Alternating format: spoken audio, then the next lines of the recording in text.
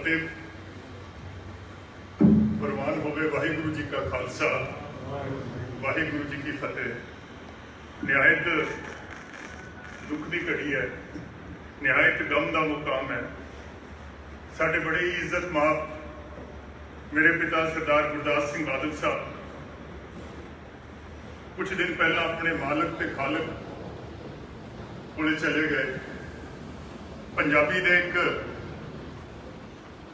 बड़े मशहूर सूफी शायर मियाँ मोहम्मद बख्श फरमाते ने,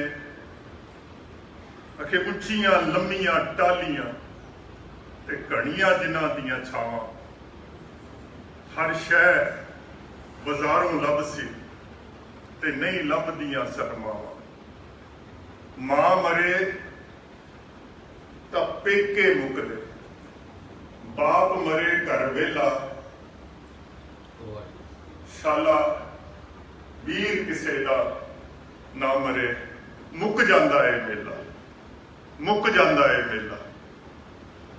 सरदार गुरदास सिंह बादल साहब की याद दे विच 2 दिन पहला असी एक टाली का बूटा लाया सी, और जेड़े असी जिमीदारा बिरादरी के लोग हैं, साडे विच ये गल आम है कि जो कोई बहुत बड़ा बूटा हुंदा है, उहदे थल्ले कोई छोटा पौधा जिहड़ा है वो नहीं उगदा।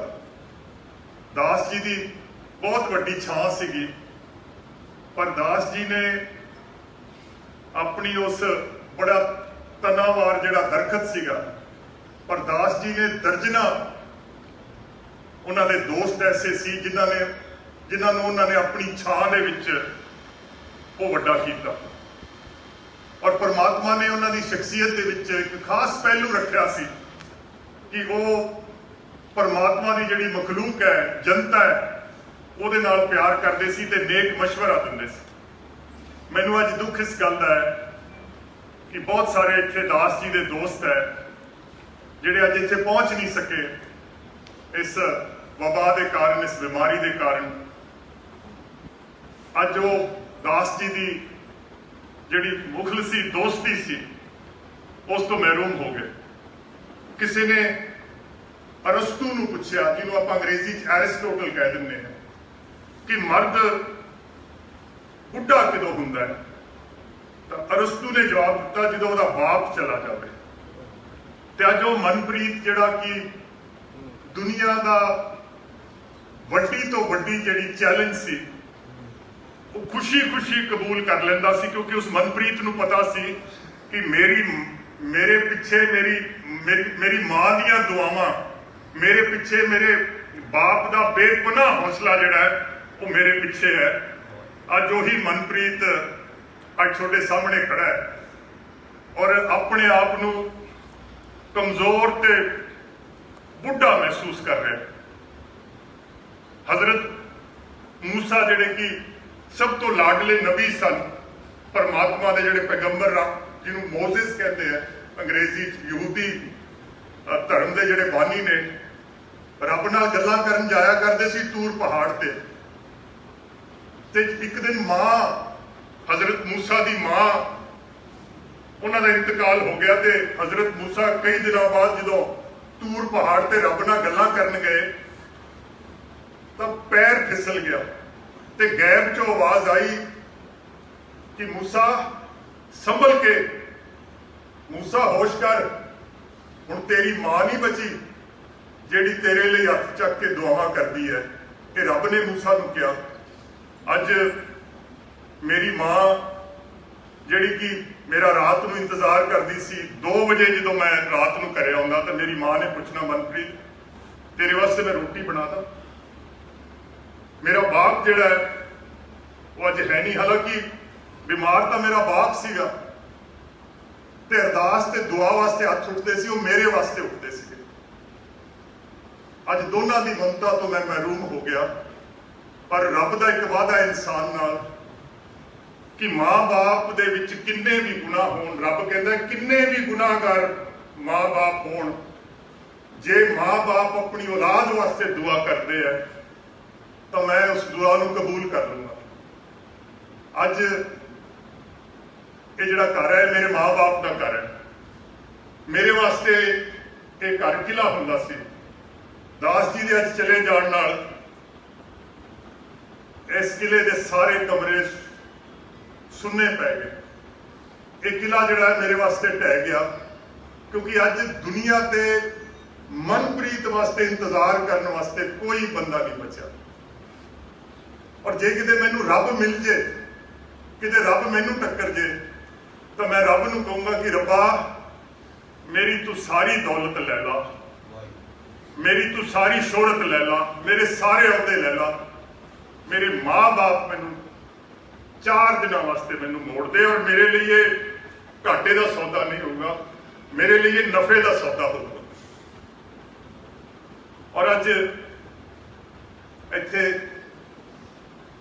ਮੇਰੇ ਚਾਚੇ ਬੈਠੇ ਹੈ, ਮੇਰੇ ਤਾਇਆ ਜੀ ਬੈਠੇ ਹੈ, ਮੇਰੇ ਨਾਨਕੇ ਬੈਠੇ ਹੈ, ਸਾਡੇ ਜਵਾਈ ਬੈਠੇ ਹੈ। ਔਰ ਮੈਂ ਅੱਜ ਇਹਨਾਂ ਨੂੰ ਕਹੂੰਗਾ ਕਿ ਜੇ ਮਾਜ਼ੀ ਦੇ ਵਿੱਚ ਕੋਈ ਪਿੱਛੇ ਮਨਪ੍ਰੀਤ ਦੀ ਵਜ੍ਹਾ ਨਾਲ ਤੁਹਾਡੀ ਕੋਈ ਦਿਲ ਸ਼ਿਕਨੀ ਹੋਈ ਹੈ, ਤਾਂ ਮੈਂ ਅੱਜ ਆ ਸਕਦਾ ਤੁਸੀਂ ਮੈਨੂੰ ਅੱਜ ਮਾਫ ਕਰ ਦਿਓ।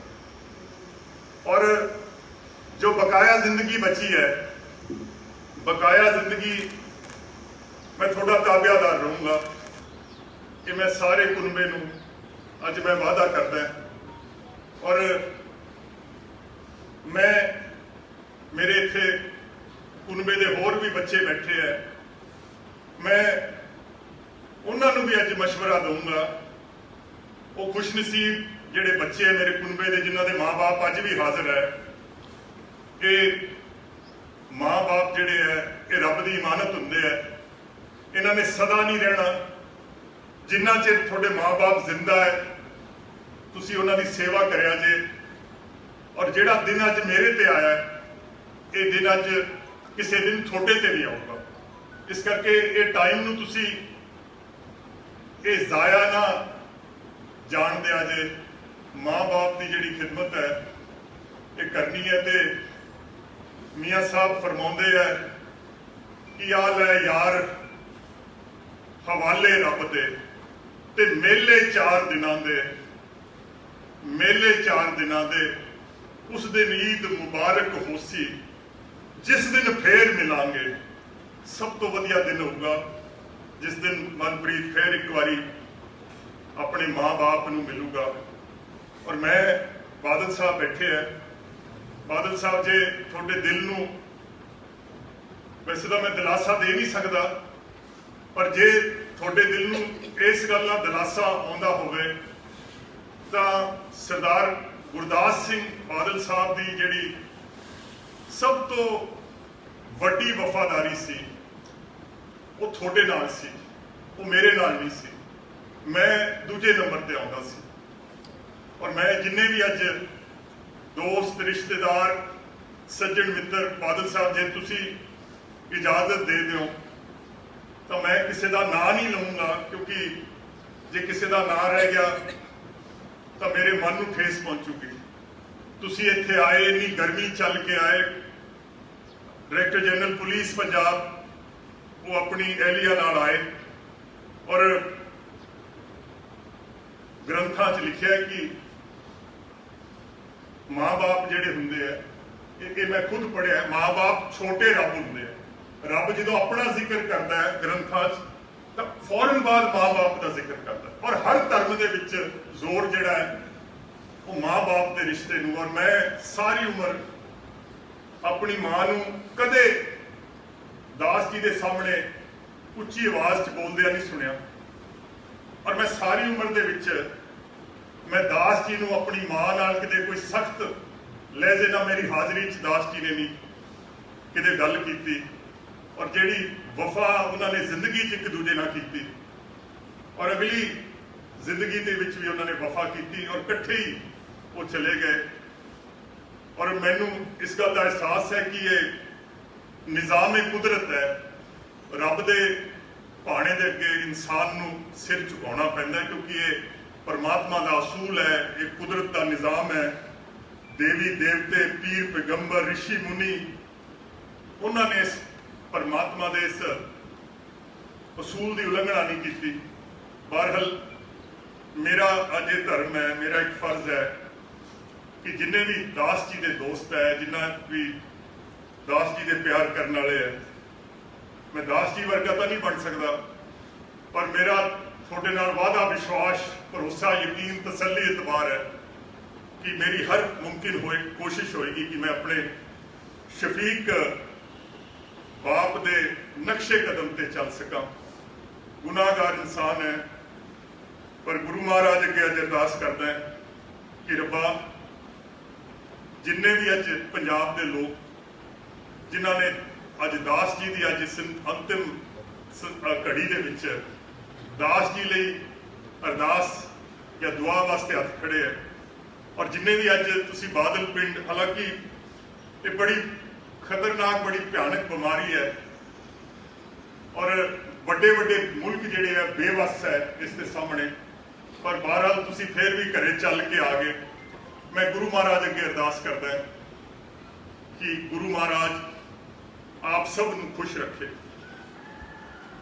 रब तुहाडियां औलादां नूं खुश रखे, रब तुहाडे भरावां नूं खुश रखे, रब तुहाडियां भैणां नूं खुश रखे, रब तुहाडे माँ बाप नूं खुश रखे, रब हिंदुस्तान की हिफाजत करे, ते रब तुहानूं ते मैनूं इस धरती माँ की सेवा करने की बुद्धि देवे।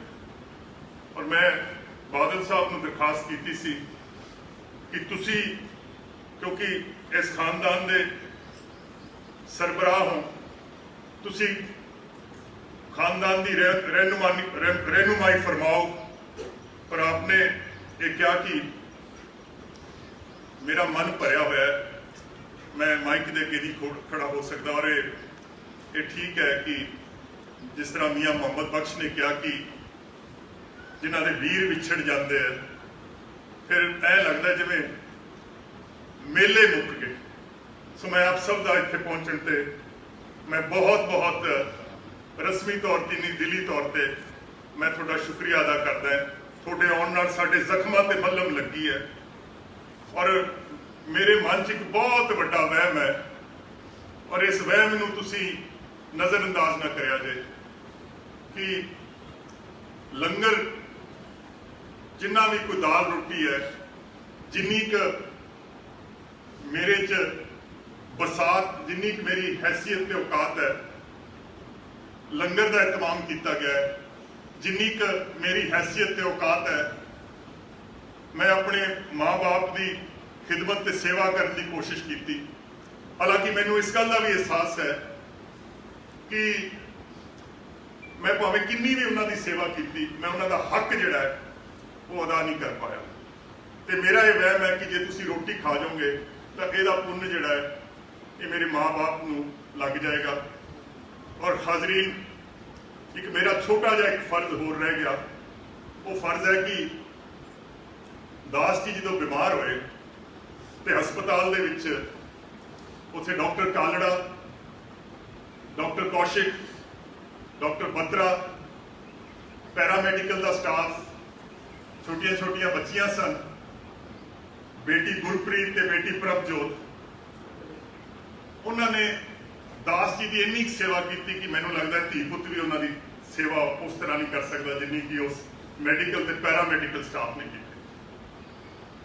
और साडे पिंड रविंदर पीटी, डॉक्टर रविंदर, छोटा काला, चीमा, गौरव, उन्हां नाल शम्मी, और जेड़े भी हनुमान, जेड़े बच्चे दास जी की सेवा करते सी, और इस तो अलावा डॉक्टर अमित अरोड़ा, मैनू लगता है 15-15 घंटे खड़े रहना।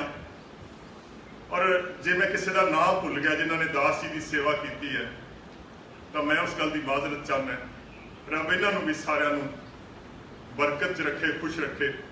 एक बारी फिर थोड़ा सारिਆਂ ਦਾ साडे घर च आउण च थोड़ा मैं धन्नवाद ते शुक्रिया करदा। वाहिगुरू जी का खालसा, वाहिगुरू जी की फतेह।